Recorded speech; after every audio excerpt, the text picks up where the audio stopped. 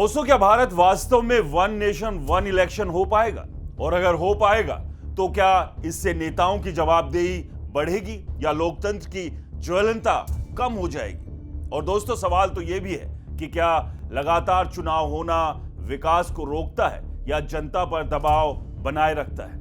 और क्या ऐसा चुनाव भी है जो ना सीधे जनता को प्रभावित करे और ना ही विकास को, लेकिन फिर भी महत्वपूर्ण हो? दोस्तों, प्रधानमंत्री नरेंद्र मोदी लगातार ये बात कह रहे हैं कि भारत में वन नेशन वन इलेक्शन होना चाहिए। उनकी ये योजना सैद्धांतिक तौर पर बिल्कुल सही लगती है, क्योंकि इससे चुनाव की प्रक्रिया एक जैसी हो जाएगी और देश में राजनीतिक स्थिरता बढ़ सकती है। लेकिन व्यावहारिक तौर पर इसे लागू करना कोई आसान काम नहीं, क्योंकि भारत की राजनीतिक व्यवस्था ऐसी है कि देश में हर समय कोई ना कोई चुनाव चलते ही रहते हैं।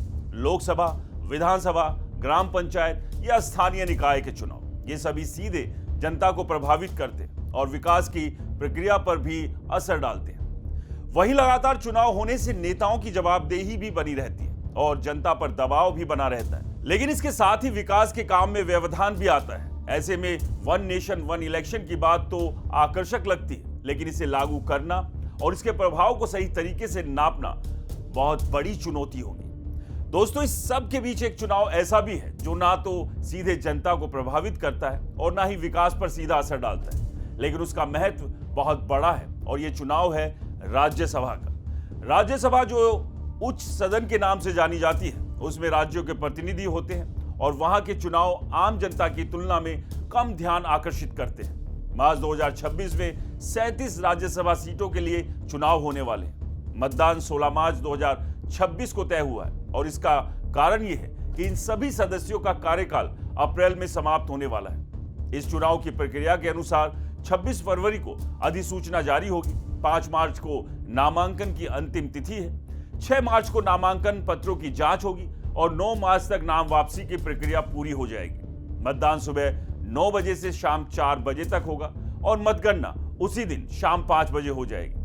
इस तरह 20 मार्च को पूरी चुनावी प्रक्रिया समाप्त हो जाएगी। इस चुनाव में जहां राज्य की सत्ता रखने वाली पार्टी की ताकत प्रभावी होगी, वहीं किसी भी अप्रत्याशित बदलाव की संभावना भी हमेशा बनी रहती है। कुल 37 सीटों में सबसे अधिक महाराष्ट्र में 7 सीटें, तमिलनाडु में 6, पश्चिम बंगाल में 5, बिहार में 5, उड़ीसा में 4, असम में 3, छत्तीसगढ़ में 2, हरियाणा में 2, तेलंगाना में भी 2 और हिमाचल प्रदेश में 1 सीट है। इन सीटों के लिए कई प्रमुख नेता नामांकित होंगे। महाराष्ट्र से डॉक्टर भगवत किशन राव कराड़, डॉक्टर फौजा तहसीन अहमद खान, प्रियंका चतुर्वेदी, शरद पवार, धैर्यशील मोहन पाटिल, रजनी अशोक पाटिल और रामदास अठावले के नाम सामने आ रहे हैं। राज्यवार देखें तो उड़ीसा की 4 सीटों पर ममता मेहता, मुजीबुल्लाह खान, सुजीत कुमार और निरंजन बीसी के नाम चर्चित है। बीजू जनता दल की स्थिति पहले जैसी नहीं रही, इसलिए उनका प्रभाव सीमित हो सकता है। तमिलनाडु में AR इलांगे, P सलवारसु, M Thumby Durai, तिरची Shiva और डॉक्टर कर्ण मोजी के नाम चर्चा में है और DMK का प्रभाव यहां तय करेगा कि कितनी सीटें किसको मिलेगी। पश्चिम बंगाल में साकेत गोखले को तृणमूल कांग्रेस ने चुना, क्योंकि वो मोदी से लगातार मुकाबला करते रहते हैं। साथ ही रीतावर्त बैनर्जी, विकासन भट्टाचार्य, मौसम नूर और सुब्रत पाकी की सीटें पहले से ही तय।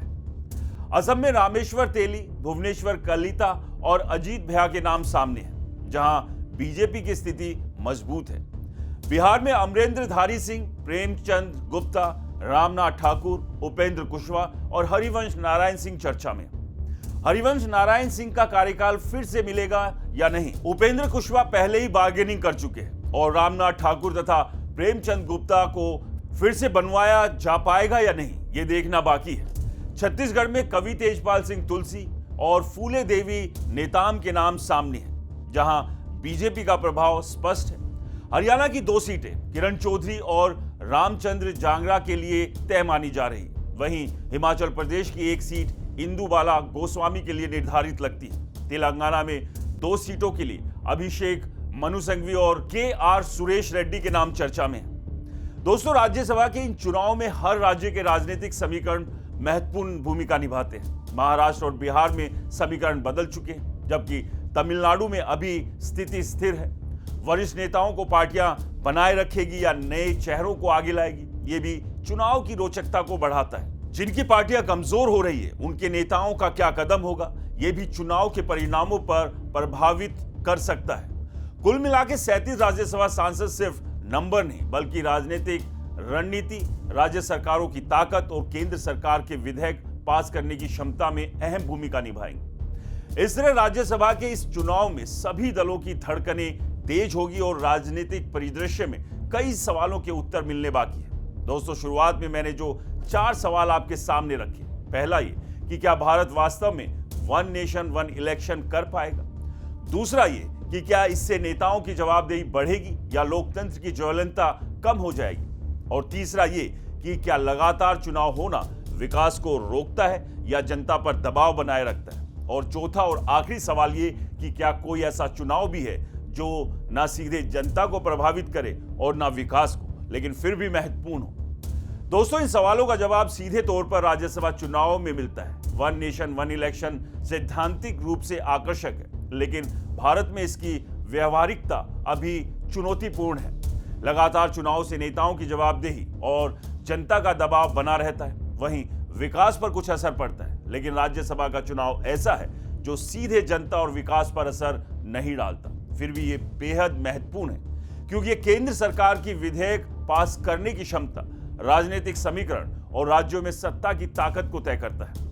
मार्च 2026 में होने वाले 37 राज्यसभा सीटों के चुनाव में महाराष्ट्र, तमिलनाडु, पश्चिम बंगाल, बिहार, उड़ीसा, असम, छत्तीसगढ़, हरियाणा, तेलंगाना और हिमाचल प्रदेश के नेताओं की भागीदारी से रोचक बनाती है। तो जहां वन नेशन वन इलेक्शन पर बहस जारी है और उसके फायदे नुकसान पर विचार हो रहा है, वहीं राज्यसभा का यह चुनाव इन सभी सवालों का व्यवहारिक जवाब है जिन्हें हमने सवालों में उठाया। यह चुनाव दिखाता है कि राजनीति में जवाबदेही, सत्ता और रणनीति कितनी महत्वपूर्ण होती है और किस तरह देश के राजनीतिक परिदृश्य में इसका असर दिखाई देता है। तो उम्मीद ये है ये चारों सवालों के जवाब आपको समझ आ गए होंगे। लेकिन दोस्तों, आप भी अपना मत रखिए, वन नेशन वन इलेक्शन होना चाहिए या नहीं, और अगर हां तो क्यों, और अगर नहीं तो क्यों नहीं होना चाहिए, ये आप कमेंट के माध्यम से हमें जरूर बताएं। नमस्कार।